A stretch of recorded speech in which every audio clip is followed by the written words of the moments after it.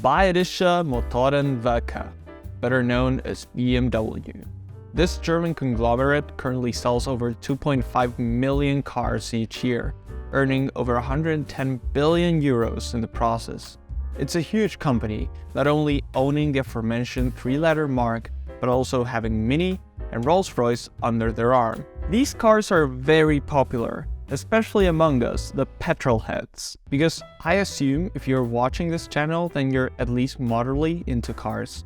There's a reason why out of the German trio made up of Audi, Mercedes and BMW, most petrolheads choose the latter. It's not just the current lineup of cars, but their pedigree, their history. Although, to be honest, it also helps that they sound like this.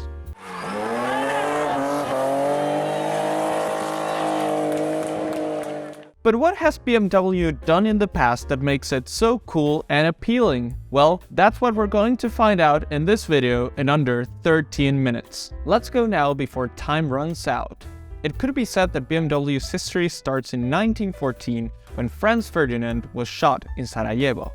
No, not that Franz Ferdinand, the Archduke.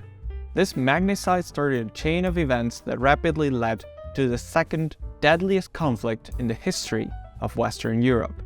Whilst millions were getting trench foot in France, back in Bavaria in southern Germany, an engineer called Gustav Otto diligently built airplanes and engines. The young man, an aviation pioneer, found in the war effort nearly unlimited demand for his planes. This increased pace of demand took its toll on Otto, had to be admitted into a mental hospital because of depression.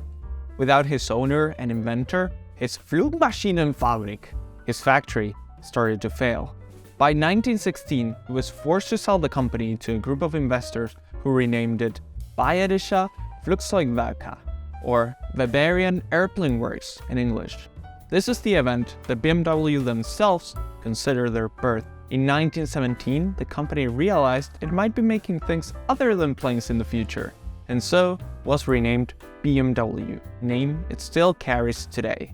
Interestingly, the first engine this newly named plane company made would be very relevant in the future. It was called the BMW 3A, and it was a water-cooled straight-six, a foreshadowing of what would make BMW so great once it got around to making cars.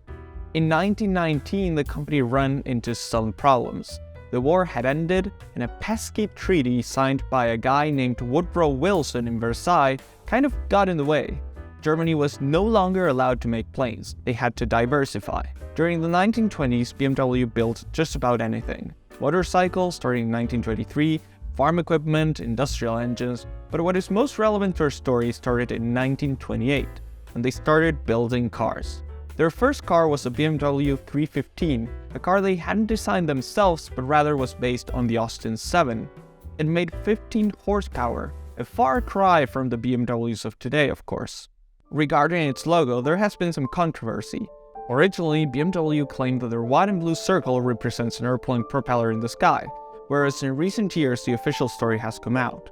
The logo represents the colors and design of the Bavarian coat of arms. But an ancient law prohibited companies from having flags or national symbols as their logos. Thus, BMW could not disclose the real story. The most influential BMW of the pre-war period was the BMW 303, the first BMW car with an inline six, and the first as well with the now famous kidney grille. And you thought that the grille on the current 7 Series was large? Looks like there is still room to grow. Enter 1941, and the mood gets darker. A chapter in history no German company likes to talk about. Germany is waist-deep in war, led by the world's most hated vegetarian and one of history's greatest assholes. Car production is stopped, and BMW, or BMW as Germans would call it, starts dedicating itself solely to helping the country win the war. Fortunately, it didn't succeed, but it did force around 50,000 slaves to work, many of whom would later be sent to concentration camps in the process.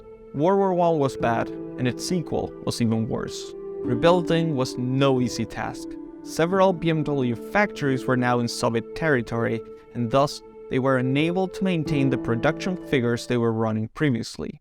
It should be noted that up to this point, the brand was by no means a luxury brand, but rather made mid-range and economy vehicles for the masses. This was soon going to change. If you want your company to survive with fewer units, you must boost your margins. And which type of cars have higher margins? Expensive cars, of course. So off to the races it was. This led to the launch of the BMW's 501 and 502. The 502 was an aluminum block V8, putting out 100 horsepower. It was a shame that it was outrageously expensive and thus didn't sell very well.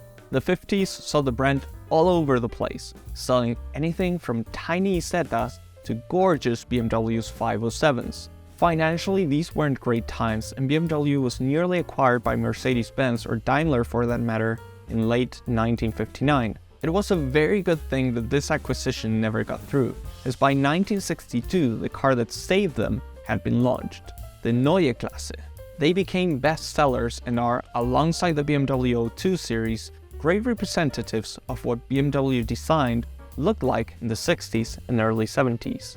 In the early 1970s, they decided to move to the naming convention we know today, with the 3 Series, 5 Series, and 7 Series. Although definitely the most beautiful car of this era was the 6 Series. This decade also saw the creation of the M division, and especially remarkable was the M1, a car that flopped from a commercial standpoint but has been fully redeemed as a classic in the past years. And it's the M division that brings us onto what is, to me, one of the 2 highlights of the 1980s for BMW. Before that, may I suggest that you like this video and subscribe to this channel? It's a fairly new channel for me, and having more subscribers helps enormously with growth.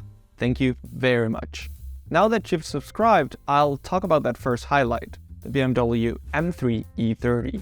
Released in 1985, it and the E28 M5 were the first proper M cars based on existing BMWs. Funnily enough, the M3 was originally thought of as a homologation special. Mercedes Benz had launched the 2.3 16-valve Cosworth engine 190e 2 years earlier with racing in mind, and BMW was not going to let the 3-pointed star brand have the sports sedan market all for themselves. Thus, through some undoubtedly German synth-pop-fueled nights, they got to work. It's crazy how these 4-cylinder M3s have gone up in value over time, from being nearly discarded a few decades ago to costing well into 6 figures today. This is a more personal note, but in my opinion, the second highlight of the 1980s for BMW was the introduction of the E32 BMW 7 Series and especially the 750i with a 5-liter V12 engine under the hood. I may be biased because I owned one and even daily drove it for a few years, but I still love and dearly miss my 750. Funnily enough, BMW even briefly considered the idea of releasing a V16 engine based on those 7 Series, but they scrapped it after building a single prototype called Goldfish because of the gills. The introduction of both the 8 Series, a GT car made for touring European roads based off the 7 Series, and the E36 3 Series, marked the start of the 1990s. This transition from the 80s to the 90s also saw the introduction of one of the quirkiest cars BMW has ever made, the Z1, a roadster with those insane doors that drop down right into the door sill. But as the world was jamming to the sign by the Swedish band Ace of Base, BMW made one of the worst financial decisions ever. It bought the Rover Group, a tumbling British conglomerate consisting mainly of Rover, MG, Land Rover, and Mini.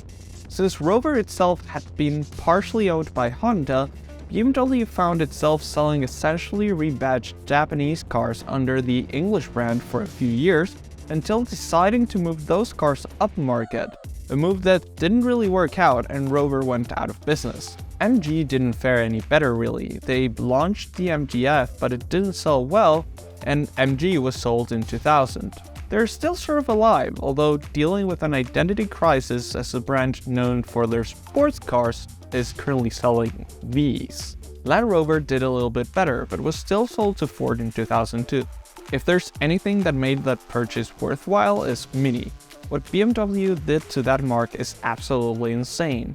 Since the launch of the completely redesigned second generation Mini, what was once just a single model has now fully sprawled into a brand of its own that even sells cars that are not that mini anymore. And by the way, they did get something great out of that Land Rover deal I was talking about earlier, the BMW X5. The first generation X5, called the E53, was launched in 1999 and was a complete commercial success, much to the dismay of BMW purists. It boosted the company's revenue better than a big turbo kit for an N54 and was a surprisingly capable off-roader, unlike many SUVs of today. The reason for this was that a big part of its development was made alongside the Land Rover Range Rover, a know-how that BMW didn't have before said acquisition.